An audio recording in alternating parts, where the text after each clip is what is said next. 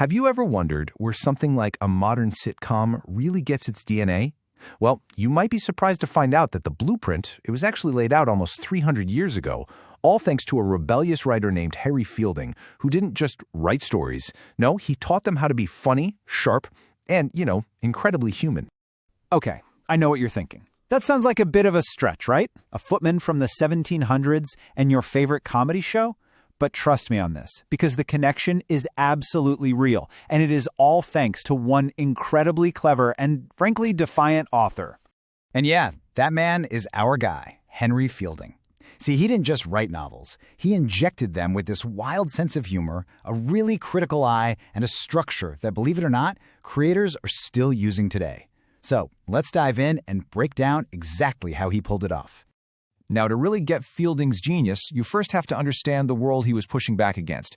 You could honestly say he was the literary punk rocker of his day, a total rebel. I mean, think about the bestsellers back then. They were really serious, full of these very proper moralistic stories about perfect heroes who faced some trials and, of course, always do the right thing. For Fielding, this wasn't just predictable. It was practically begging to be made fun of. So what was his weapon? Satire. That was his secret sauce. Fielding looked at the world around him, from high society to the popular books of the day, and saw hypocrisy everywhere. He used humor like a surgeon's scalpel, just expertly cutting through all the pretense to expose what was really going on underneath.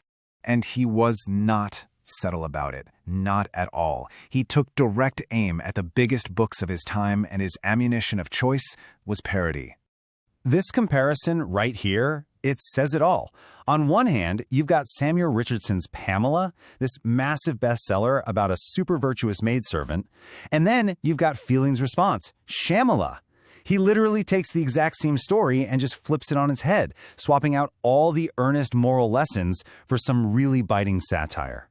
And this quote just nails his whole point.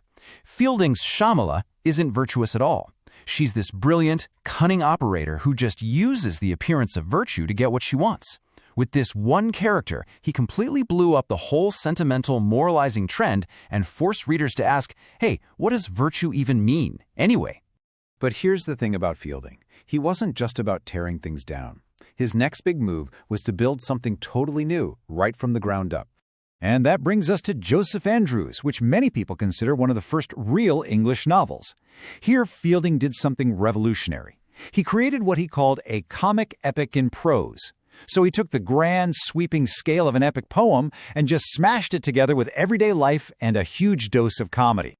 The story is all about Joseph, who's a genuinely good guy on this wild road trip to reunite with the woman he loves. And along the way, the bizarre and often corrupt people he runs into become Fielding's way of satirizing pretty much all of society, all while telling this fantastic story about love and integrity. So, with his style locked in, Fielding set his sights on his masterpiece. A novel so ambitious, it was basically trying to paint a picture of all of English society. Of course, we are talking about Tom Jones.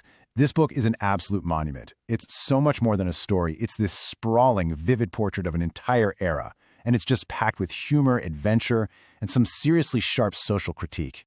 Inside this one novel, he was juggling so many new ideas. The hero, Tom, he's fundamentally good, but man, he makes a ton of mistakes.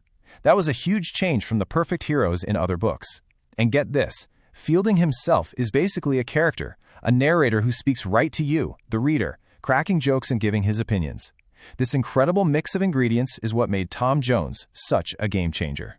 So what's the big takeaway from all this rule breaking? Well, it's a blueprint for storytelling that writers, you guessed it, are still using today. This timeline really gives you the before and after picture of Henry Fielding. Before him, novels were kind of one thing. Then in just a handful of years with Joseph Andrews and Tom Jones, he completely rewrote the rulebook. He gave the novel a license to be funny and smart, to be entertaining and critical. And this is the blueprint he left us. Seriously, think about a modern show like Fleabag or even The Office. A narrator who talks right to the camera? That's Fielding. Lovable but deeply flawed characters you can't help but root for? Fielding. A story that's just a series of hilarious misadventures? That's all Fielding. Using comedy to make a really serious point? Yep, that is the Fielding blueprint, right there. And that is his ultimate legacy. He proved that a story could be a wild, hilarious adventure while also holding up a mirror to the world and asking some really tough questions about who we are and how we live. He didn't just teach the novel how to laugh, he taught it how to think. So the next time you're enjoying a comedy that's just as smart as it is funny, maybe you'll think of him, the 18th century rebel who wrote all the rules.